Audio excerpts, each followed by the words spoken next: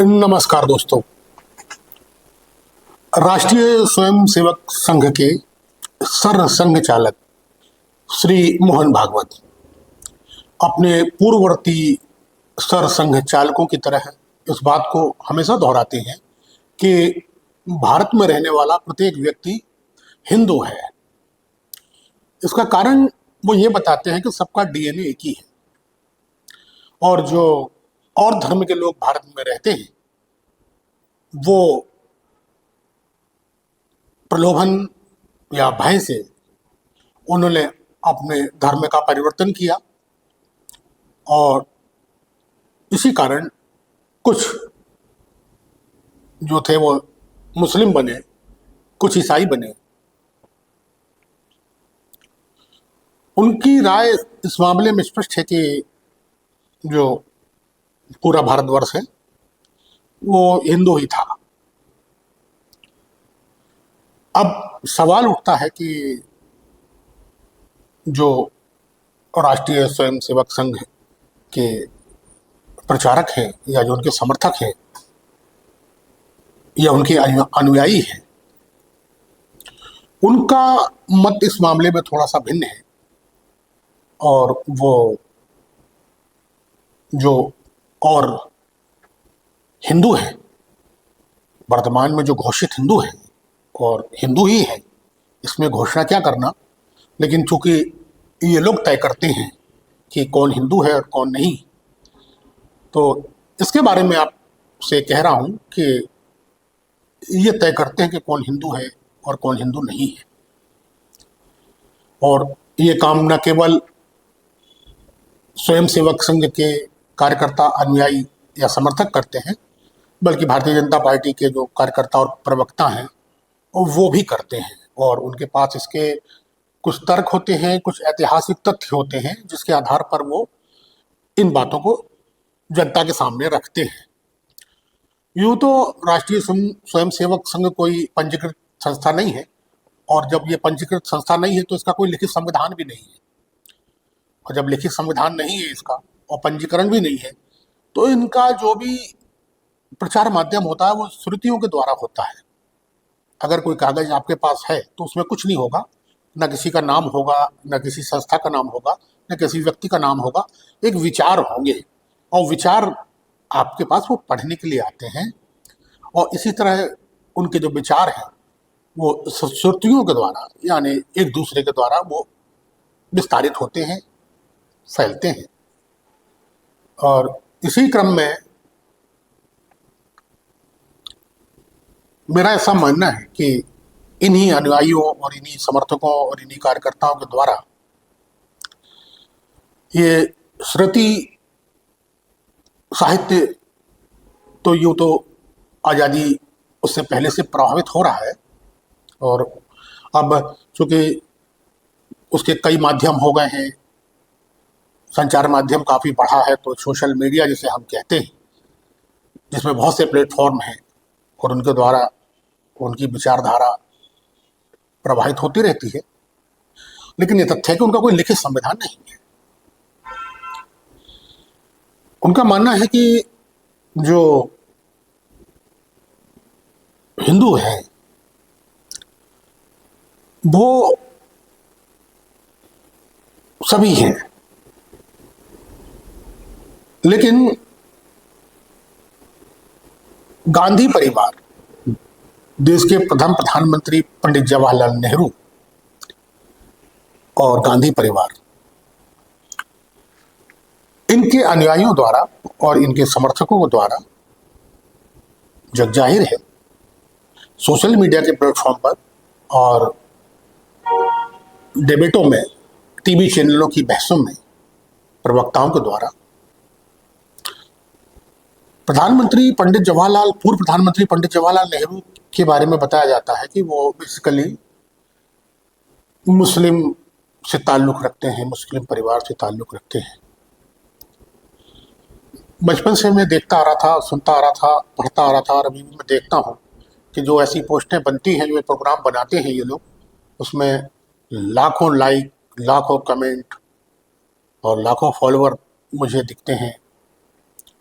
बहसों में बड़े बड़े विद्वान प्रवक्ता, भारतीय जनता पार्टी के सुधांशु त्रिवेदी जैसे प्रवक्ता बड़े तथ्यों के साथ इस पर बात करते हैं।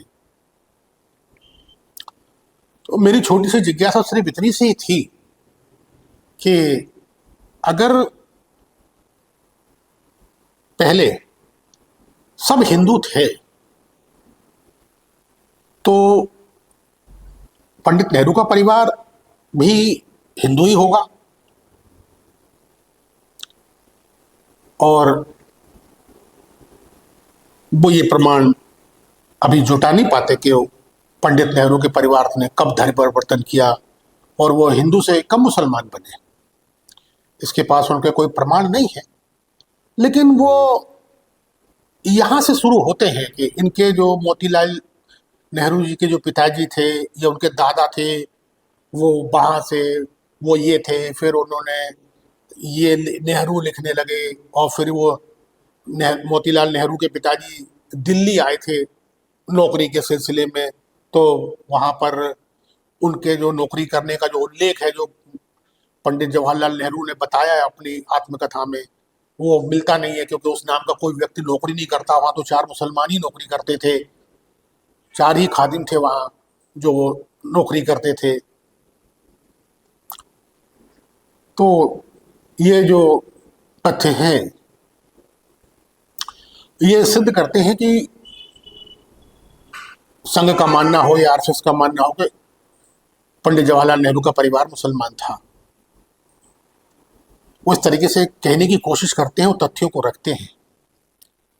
पहले तो ये संघ ये तय करे, उनके समर्थक ये तय करें, उनके अनुयायी ये तय करें कि पहले अगर सब हिंदू थे तो फिर जवाहरलाल नेहरू का परिवार कैसे मुस्लिम हो गया। अगर उन्होंने मुस्लिम धर्म अपना लिया तो वो कब मुस्लिम हो गए। वो तो हिंदू है, उनके हिंदू नाम है, उनकी पद्धति है, उनके विवाह संस्कार हैं। वो तो जग जाहिर है, पूरे राष्ट्र के सामने, पूरे देश के सामने जाहिर है कि किस पद्धति से होते हैं, उनके संस्कार किस पद्धति से होते हैं, जीवन से लेकर अंत तक के संस्कार किस पद्धति द्वारा किए जा रहे हैं उस परिवार के, तो जग जाहिर है। तो आपका उद्देश्य रहता है कि संघ सरसंघ चालक जो है हमेशा कहते हैं कि अब लोगों को घर वापसी करना चाहिए, और यही उनकी जो श्रुति साहित्य है और श्रुति प्रचार है वो भी ये कहता है कि अब लोगों को घर वापसी करना चाहिए, क्योंकि वो वास्तव में तो है तो हिंदू। तो इसका वो यदा कदा सुनने में भी आता है कि फला ने घर वापसी कर ली, फला ने घर वापसी कर ली। और अभी कल ही भोपाल में 500 किन्नरों ने, जिन्हें हिंदू धर्म से मुस्लिम धर्म में परिवर्तित कर दिया गया था, उन्होंने घर वापसी की, मंत्रोच्चार के साथ उनकी घर वापसी कराई गई। और फिर एक वहीं पर एक 5वां शंकराचार्य भी घोषित कर दिया गया किन्नर अखाड़े का। ये भी अब वो जो शास्त्र हैं, परंपराएं हैं, अब उसमें भी हस्तक्षेप होने लगा है, और वो उसको अपना अधिकार समझते हैं। वो उसके अनुपालक नहीं है, वो उसके मालिक हैं उन शास्त्रों के। तो जब वो कहते हैं कि घर वापसी होनी चाहिए और करना चाहिए, तो जो स्वयं ही हिंदू है और जो हिंदू धर्मों का पालन करता है और जिसका एक इतिहास है, और उसको आप कहें कि वो मुसलमान थे उनके पूर्वज, तो ये बात सिद्ध करनी चाहिए और भ्रामक और घटिया प्रचार से बचना चाहिए। यूँ तो कश्मीर पर कभी बहस चलती है जब भी, तो अगर भारतीय जनता पार्टी के विद्वान प्रवक्ता सुधांशु त्रिवेदी जब उस बहस में आते हैं तो कई बार इस बात को दोहराते हैं कि कश्मीर में पहले 100% आबादी हिंदू थी, और अगर वो 100% आबादी हिंदू थी तो नेहरू का परिवार भी हिंदू ही रहा होगा, गंगाधर कौल का जो परिवार है वो भी हिंदू ही रहा होगा। और जब वो हिंदू रहा होगा तो वो आज भी गंगाधर, मोतीलाल, जवाहरलाल से होता हुआ प्रभावित हो रहा है, तो वो तो फिर हिंदू ही होंगे। तो इसमें फिर मुसलमान की बात कहाँ से आ जाती है। लेकिन उनका ऐसा मानना है कि धर्म परिवर्तन किया गया, लेकिन वो बताते नहीं कि कब किया, किसने किया, कहाँ किया, और कौन सी ऐसी परंपराएं उनकी परिवार की है जो धर्म परिवर्तन को दर्शाती है, या उनकी कोई जो रस्में रिवाजें हैं कि वो बताता हो कि वो धर्म परिवर्तन उन्होंने किया है। तो मैं यही समझना चाहता हूं कि सब हिंदू थे, बाद में कारणवश उन्होंने धर्म परिवर्तन किया, तो लेकिन जो हिंदू था, हिंदू है, वो भर हिंदू नहीं है। इस देश में सिर्फ एक परिवार हिंदू नहीं है। अब ये क्यों है, ये तो वही लोग बताएंगे जो इस पर प्रश्न उठाते हैं। लेकिन ये जरूर है कि बहुत बड़ा महकमा, बहुत बड़ा दायरा श्रुति साहित्य के द्वारा और लिखित साहित्य के द्वारा, जो अनाम है, जिसका कोई नाम नहीं है, उसके द्वारा ये प्रोपेगेंडा लगातार देश में फैलाया गया है, लगातार देश में फैलाया गया है। आप अपनी बात पर स्थित होकर बताएं कि अगर सब हिंदू थे और सब हिंदू हैं, और जब कारणवश उन्होंने धर्म परिवर्तन किया, तो वो वापस आ जाएं, अपने घर वापसी करें। लेकिन जो व्यक्ति पहले से ही हिंदू था, सनातनी है, सनातनी पद्धति से रहता है, जीता है, उसका सारा सिद्धांत सनातनी पद्धति से है, बस वो हिंदू नहीं है। वहां उनको बहुत दिक्कत है। यहां पर सारे तर्क, सारे साहित्य कुतर्क में बदल जाते हैं। ऐसा क्या कारण है कि जो ये अघोषित संगठन है, अलिखित संगठन है, और जिनका वो संगठन जिनका कोई पंजीकरण नहीं है,